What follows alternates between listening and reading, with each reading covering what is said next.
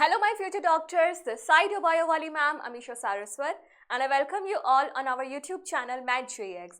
तो बच्चों कल की क्लास में हमने रिप्रोडक्टिव हेल्थ की सारी एनसीईआरटी कवर की थी और आज बारी है इस चैप्टर के सारे नीट पीवाईक्यूज को कवर अप करने की। तो तैयार हो जाओ और फटाफट से एक एक क्वेश्चन का आंसर देना। जो भी तुम्हारा स्कोर आए उस स्कोर को कमेंट सेक्शन में ज़रूर बताना ताकि मुझे पता चल जाए कि मेरे फ्यूचर डॉक्टर्स कितने रेडी हैं। तो चलो स्टार्ट करते हैं आज के सेशन को विद द फर्स्ट क्वेश्चन और क्वेश्चन आपकी स्क्रीन पर रहा ये। मैच द फॉलोइंग है, एक बार अच्छे से देखो और बताओ कि क्या करेक्ट आंसर होने वाला है। देखो, non medicated IUD, non medicated यानी कि जिसमें कोई भी केमिकल हम नहीं डालते हैं, ना कोई कॉपर आयन होगी ना ही कोई हार्मोन होगा। तो इसका एग्जाम्पल क्या था? लिपीज लूप, कॉपर रिलीजिंग आईयूडी। क्या क्या थी? Copper T, copper 7, Multiload 375। तो यहाँ पर कौन सा एग्जाम्पल गिवन है? मल्टीलोड 375। इसके बाद है हार्मोन रिलीजिंग आईयूडीज, जिनमें बेसिकली हमारा आर्टिफिशियली सिंथेसाइज्ड प्रोजेस्टेरोन होता था। इसके दो एग्जाम्पल थे, प्रोजेस्टासर्ट एंड LNG-20। तो कौन सा एग्जाम्पल यहाँ पे गिवन है? LNG-20। Last is walls. Walls comes under the barrier method and for females. तो यहाँ पर क्या हो जाएगा? ये रबर बैरियर है। तुमने कल पढ़ा था ना, रबर या फिर लेटेक्स शीट किसी के भी बन सकते हैं। तो क्या हो जाएगा? ए का 3 दो ऑप्शंस में है, बी का 1 ये रहा, सी का 4 एंड डी का 3, यानी कि option number 3 is the right answer. इस चैप्टर के तुम्हारे पीवाईक्यूज हो या जो भी क्वेश्चन हो, इतने ज़्यादा हार्ड लेवल के नहीं आते हैं। बहुत सिंपल चीज़ें, मैंने कल ही बताया था, बहुत सेलेक्टेड चीज़ें पूछी जाती है। अगर तुमने वो तैयार कर ली तो बस तुम तैयार हो, चाहे वो पीवाईक्यू हो चाहे वो अपकमिंग क्वेश्चन हो। चलो अगले क्वेश्चन पे बढ़ते हैं। स्टेटमेंट है, स्टेटमेंट को ध्यान से पढ़ो। स्टेटमेंट पढ़ने का तरीका मैंने बताया है, की पॉइंट्स को अंडरलाइन करो क्योंकि क्या पता वो किस स्टेज पर तुम्हें गुमराह करना चाहता है। तो स्टेटमेंट 1 बोल रही है, intracytoplasmic sperm injection ICSI is another specialized procedure of in vivo fertilization।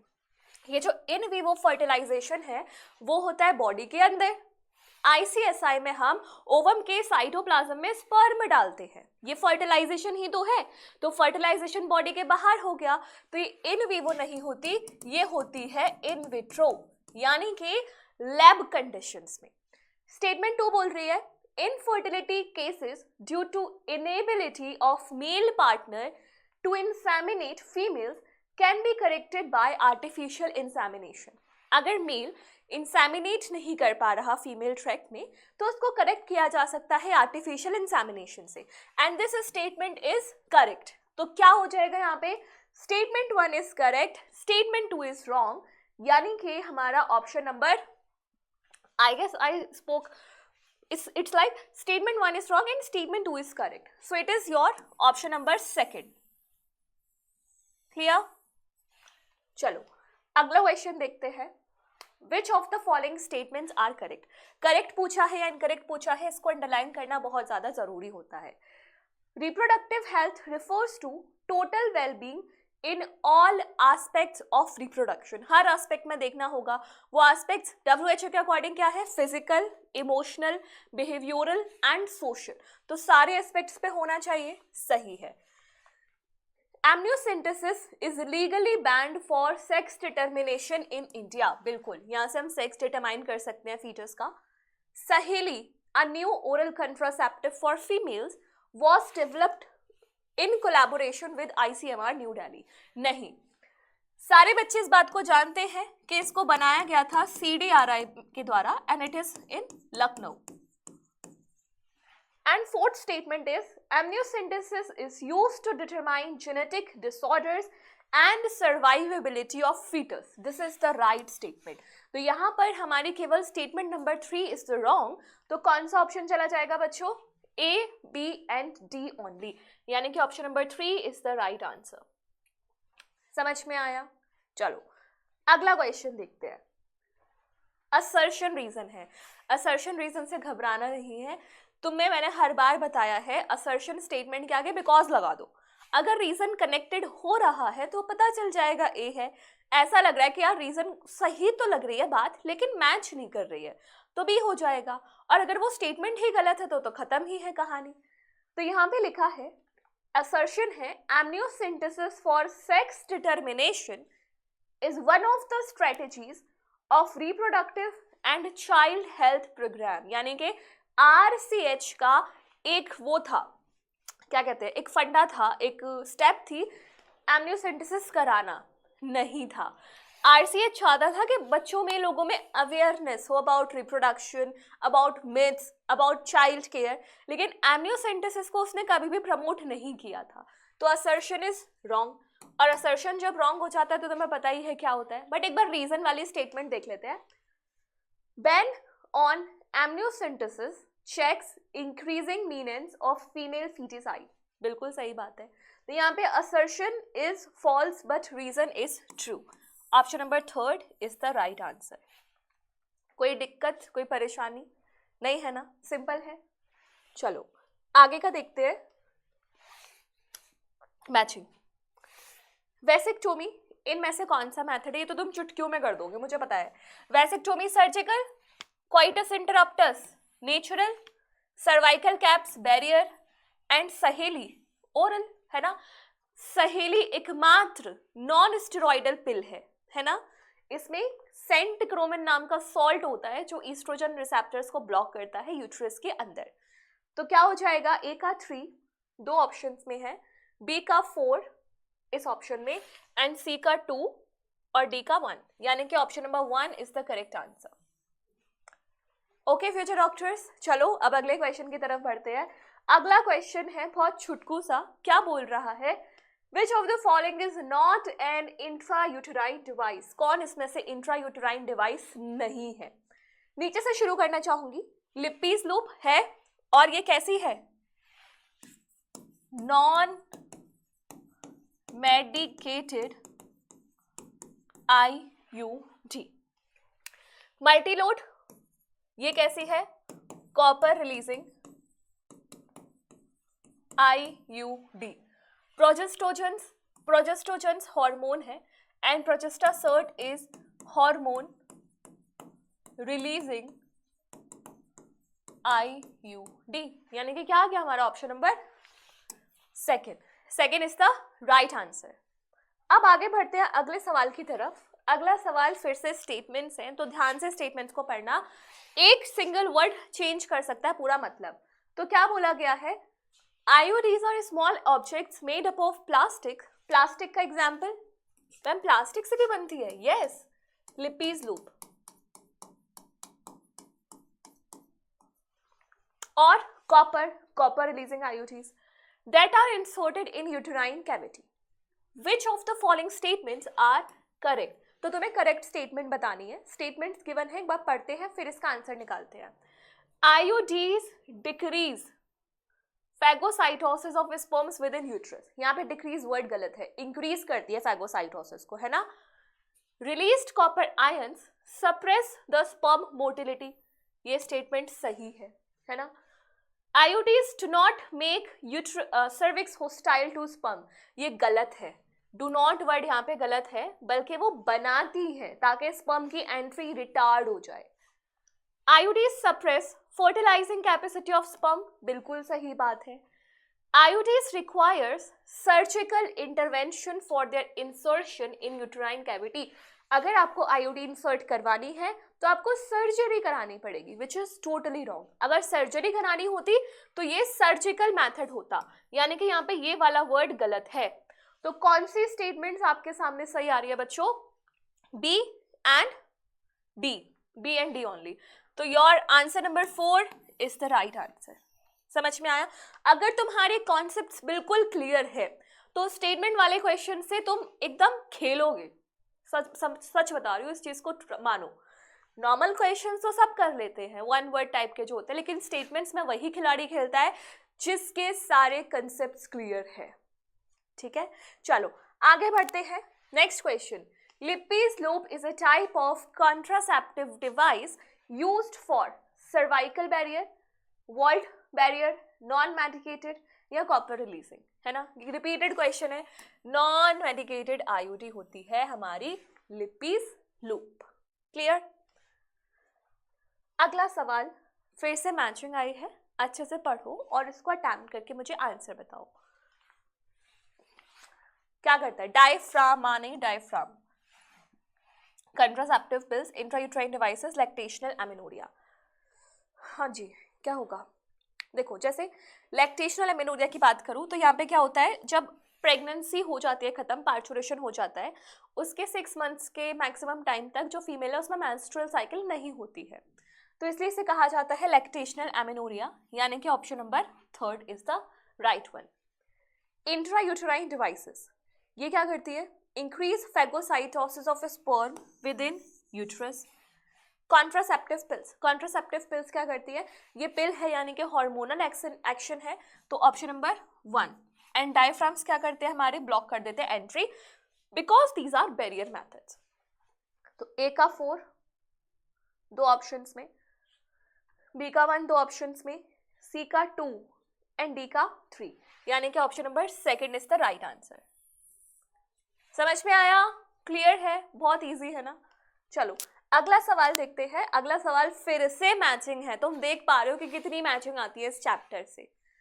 Walls लगभग पिछला जो क्वेश्चन था उसके जैसा ही है। वॉल्स क्या करता है?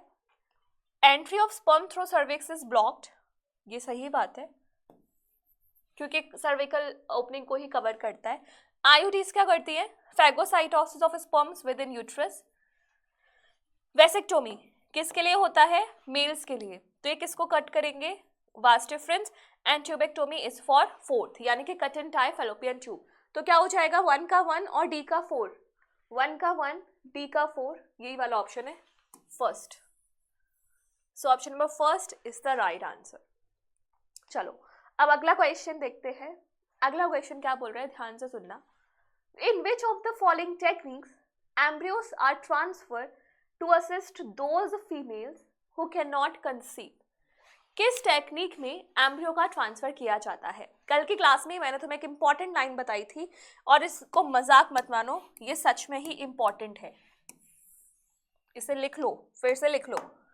एनसीईआरटी बोलती है IVF is always followed by embryo transfer. IVF को हमेशा फॉलो करता है एम्ब्रियो ट्रांसफर यानी कि ईटी, ठीक है। तो यहां पर गिफ्ट में नहीं होगा, ICSI, gift and ICSI, gift and IUT, which of the following techniques embryos are transferred to assist those females who cannot conceive? तो गिफ्ट में नहीं किया जाता एम्ब्रियो ट्रांसफर, ICSI में नहीं किया जाएगा, गिफ्ट और ICSI में नहीं किया जाएगा, और जिफ्ट और IUT में किया जाएगा। Gift is zygote intrafallopian transfer and IUT is intrauterine transfer, तो इन दोनों केसेस में किया जाता है। अगला सवाल, select the options including all sexually transmitted disease, यानी कि ऐसा ऑप्शन सेलेक्ट करो जिसमें सारी बीमारियां सेक्सुअली ट्रांसमिटेड होती है। तो यहाँ पे देखो बच्चों, पहले ऑप्शन में मलेरिया नहीं होता, मलेरिया नॉर्मल इन्फेक्शियस डिसीज है, मतलब नॉर्मल फैल जाती है बाय इन्फेक्शन ऑफ प्लाज्मोडियम, है ना, तो ये सेक्सुअली ट्रांसमिटेड नहीं है। सेकेंड में मलेरिया भी नहीं है, फिलेरिया भी नहीं है, फिलेरियल वॉर्म कॉज करते हैं क्यूलिक्स मॉस्किटो के ऊपर बैठ के, अंदर बैठ के। कैंसर नहीं है, और लास्ट ऑप्शन में तीनों की तीनों हमारी सेक्सुअली ट्रांसमिटेड डिसीजेस है, gonorrhoea, syphilis and genital herpes. अगला क्वेश्चन देखते हैं। अगला क्वेश्चन बोल रहा है कौन सी एसटीडीज है जो नॉन क्यूरेबल है। मैंने तुम्हें बताया था 3H यानी कि HIV AIDS, herpes and your hepatitis B, these are non curable। तो यहाँ पे इनको ढूंढ लो, chlamydiasis, syphilis, warts, HIV, gonorrhoea, trichomoniasis, gonorrhoea, trichomoniasis, hepatitis B, last option genital herpes, hepatitis B and HIV infections, these are non curable। समझ में आया? अगले क्वेश्चन की तरफ बढ़ते हैं। अगला क्वेश्चन बोल रहा है प्रोजेस्टोजेंस अलोन और in combinations with estrogens can be used as contraceptives in the forms of, किस फॉर्म में आप इसको यूज कर सकते हो पूछा जा रहा है। इंजेक्शंस ओनली, याद है मेरी वर्ड, मेरी जुबान जो मैंने बोला था, ओनली वर्ड हमेशा नेगेटिव सेंस देगा, ओनली हमेशा नेगेटिव सेंस देगा 99% केसेस में, ओनली, ऑलवेज, एक्सक्लूसिव। तो इन ऑप्शन से तो बचने की कोशिश करो। अब ये क्या है, हॉर्मोन्स है, तो इन हॉर्मोन्स को तुम केमिकल मेथड्स में जो भी ऑल्टरनेटिव्स बताए थे सब में यूज कर सकते हो। पिल की तरह खा लो, इम्प्लांट्स लगवा लो, इंजेक्शन लगवा लो, सब में ही तो हॉर्मोन्स जाने हैं। तो क्या बोल रहा है, ये जो हार्मोन अकेला है या फिर ईस्ट्रोजन के कॉम्बिनेशन में आ रहा है, इसको आप पिल्स, इंजेक्शंस, इम्प्लांट्स तीनों ही फॉर्म में लगवा सकती हो। समझ में आई बात? चलो अगला क्वेश्चन देखते हैं। Select the hormone releasing IUDs. अब तो तुम्हें अच्छे से रट चुके होंगे एग्जाम्पल, है ना? कौन कौन सी है हार्मोन रिलीजिंग? पहले में वॉल्ट्स गलत, दूसरे में मल्टीलोड गलत, तीसरे में दोनों चीजें सही।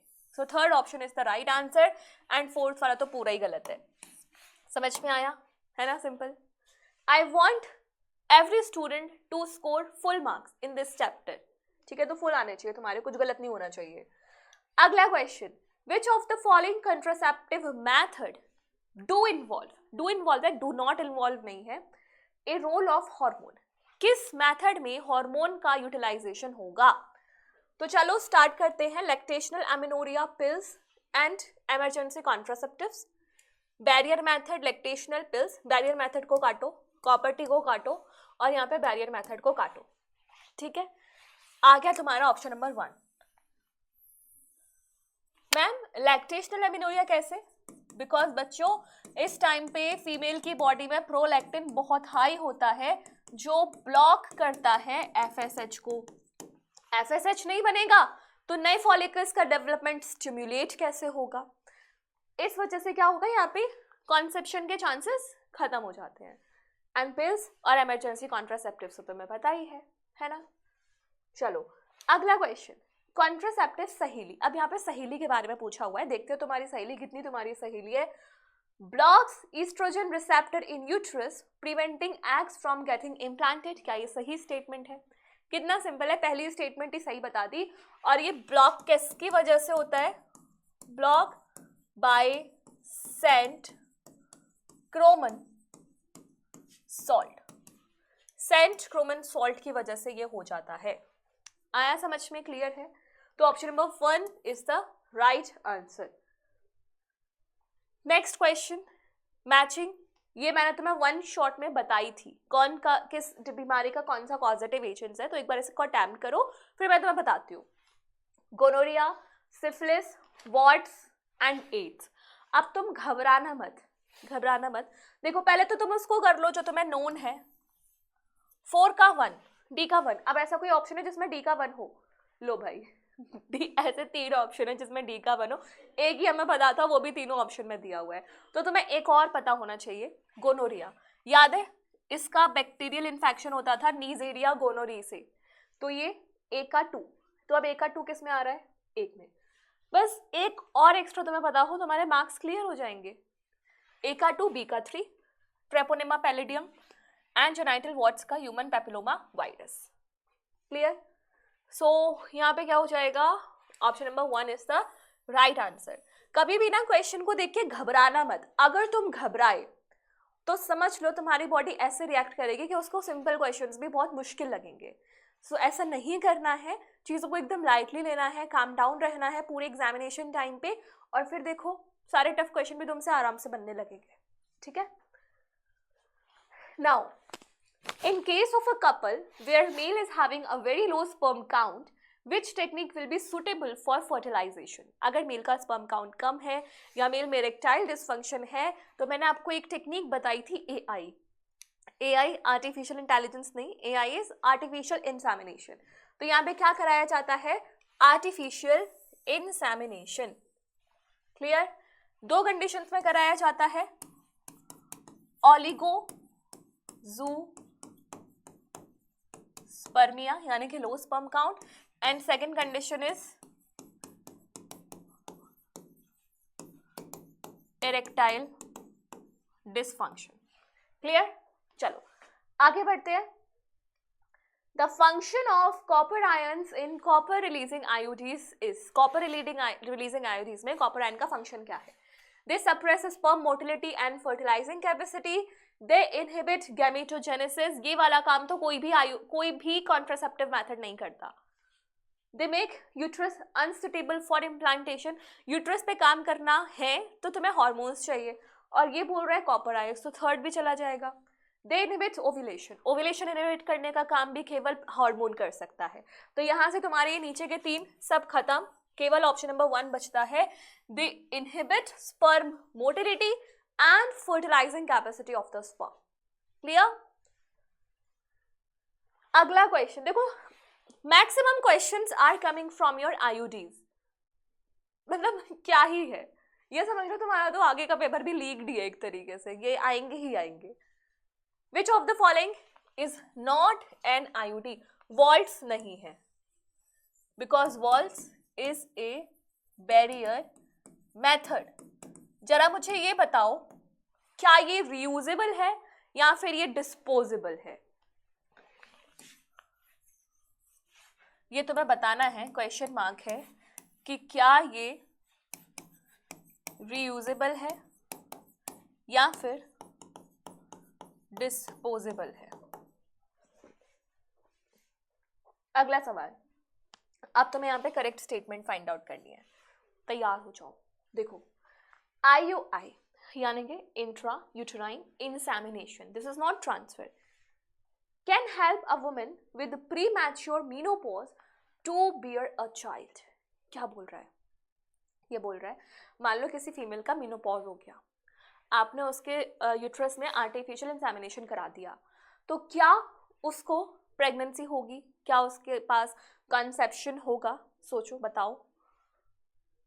गिफ्ट इन्वॉल्व्स, मैं तुम्हें बता ही देती हूँ, देखो सीधी सी बात है, मेनोपॉज हो गया है उस इंसान के, ओवम नहीं बन रहा है ना, ओवम नहीं बन रहा है तो फिर कैसे होगा? स्पर्म डालने से थोड़ा ना प्रेग्नेंट हो जाएंगे। GIFT involves IVF to help women who can not produce ovum to bear a child. नहीं, गिफ्ट में सिंपली गैमीट को उसके फेलोपियन ट्यूब में डाल दिया जाता है, यहाँ पे IVF का कोई इंपॉर्टेंस नहीं है। GIFT involves IVF to help women who can not produce ovum to bear a child, ऐसा कुछ नहीं है। ओवम बन रहा है, बस वो आगे नहीं जा पा रहा है, इसलिए अगर ओवम नहीं बन रहा होगा तो आपको गिफ्ट देना है, इस चीज का ध्यान रखना। Gift involve IVF to help women who have damaged fallopian tube to bear a child. Yes, this can be the probability. ठीक है? Option number 4 is the right answer. आगे बात करते हैं, यहाँ पे ना फर्स्ट वाले ऑप्शन में अगर गिफ्ट होता तो वो काम करता। नेक्स्ट क्वेश्चन है, in lactational amenorrhea, ovulation does not occurs during the period of intense lactation because किस वजह से नहीं होता है? जो मैंने तुम्हें बहुत बार बताया है, one shot NCERT liner PYQ में भी पीछे बताया था। तो क्या होता है यहाँ पे? हाई लेवल ऑफ FSH-LH नहीं, सर्ज ऑफ एस्ट्रोजन नहीं, स्टिमुलेशन ऑफ GnRH नहीं। अगर इन तीनों में से ये होंगे तो यहाँ से ओव्यूलेशन तो होनी है, तो यहाँ पर हाई लेवल ऑफ प्रोलैक्टिन की वजह से ही नहीं होता, क्योंकि ये क्या करता है, इनको ब्लॉक करके रखता है। क्लियर? अगला question, embryo with more than 16 blastomeres formed due to in vitro fertilisation is transferred to. देखो 8 ब्लास्टोमियर का हो या 8 ब्लास्टोमियर से कम स्टेज का हो तो it is to be transported to fallopian tube. अगर 8 ब्लास्टोमियर से ज्यादा स्टेजेस का है तो it has to be transported to the uterus, ठीक है, for the purpose of implantation. तो यहाँ पे क्या हो जाएगा? यूट्रस। फेलोपियन ट्यूब में कब डालोगे? लेस देन और इक्वल टू 8 ब्लास्टोमियर्स। क्लियर? अगला सवाल, विच of the following is hormone releasing IUDs? इस क्वेश्चन से तो अब भाई थक गए। हार्मोन रिलीजिंग आईयूडीज कौन सी है? Lippes loop, non medicated, copper T, copper वाली, LNG-20 ये है, levonorgestrel 20 is the hormone releasing IUD. Next question, which of the following approaches does not give defined action of contraceptive? कौन सा सही match नहीं है, मतलब यही पूछा गया है। Barrier method prevents fertilization, intrauterine devices increase phagocytosis of sperms, suppress sperm motility and fertilizing capacity of sperms, hormonal contraceptives prevents or retards entry of sperm, prevent ovulation and fertilization, vasectomy prevents spermatogenesis. तो तुम्हें अब तक मैंने जो भी 3 options पढ़े थे वो सुने सही से मैच कर रहे होंगे। ये बताओ, अभी मैंने पीछे भी बोला था ना, ऐसा कोई भी एक्शन नहीं है जो आपके गैमीट फॉर्मेशन पर रोक लगाए, ऐसा कोई भी ऑप्शन नहीं होता, ठीक है। So that's why option number 4 is the right answer. In context of amniocentesis which of the following statement is incorrect? Incorrect पूछा गया है। It is usually done when a woman is between 14 to 16 weeks pregnant. It is used for prenatal sex determination. It can be used for detection of Down syndrome and it can be used for detection of cleft palate. Cleft palate Edwards syndrome का एक symptom होता है जहाँ पे बच्चे का है ना ये वाला पार्ट होता है कटा हुआ होता है, ठीक है। You can easily see the palate part of the buccal cavity.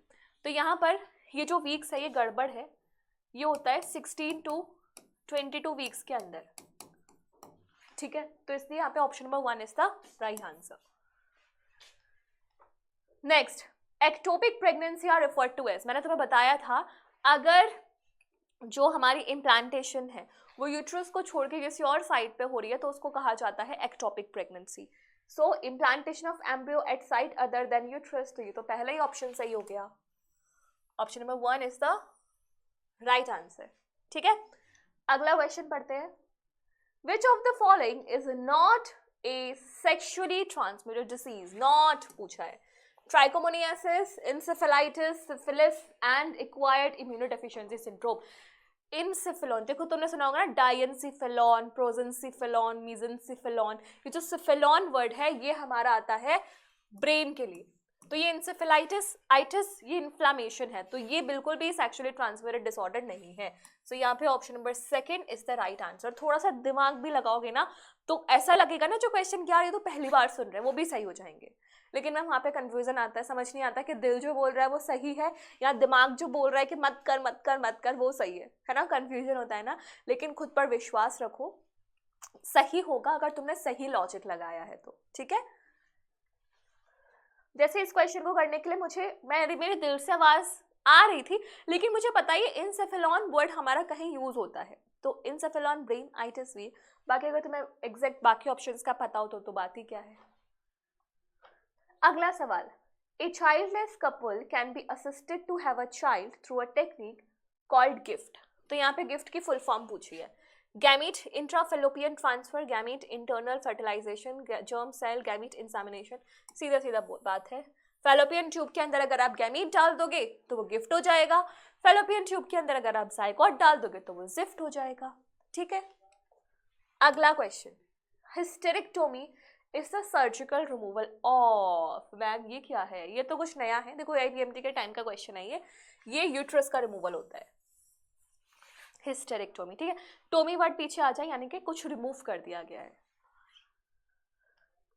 Tubectomy is a method of sterilisation in which, tubectomy में क्या करा जाता है, small part of fallopian tube is removed और टाइड अप, फेलोपियन ट्यूब के साथ किया जाता है यहाँ पर, ठीक है। अगला question, assisted reproductive technology IVF, IVF में क्या होता है, it involves transfer of embryos with 16 blastomeres into fallopian tube, नहीं, 8 या 8 से कम होना चाहिए। ओवम इनटू फेलोपियन ट्यूब, नहीं, that is gift. Zygote into fallopian tube, सही बात है, जाइगोट को कर सकते हैं। जाइगोट इनटू सर्विक्स तो कभी नहीं करना है, तो option number 3 is the right answer. Next question, Which of the following cannot be detected in a developing fetus by amniocentesis? क्या आप डिटरमाइन नहीं कर सकते amniocentesis में? Jaundice, Klinefelter syndrome, sex of the foetus, Down syndrome. जब chromosome पढ़ सकते हो तो आप क्रोमोसोम की बीमारियां देख सकते हो, डाउन सिंड्रोम देख सकते हो, क्लाइनफिल्टर देख सकते हो, सेक्स भी डिटरमाइन कर सकते हो, लेकिन जॉन्डिस नहीं देख सकते। So option number 1 is the right answer. अगला क्वेश्चन इज, थैंक यू।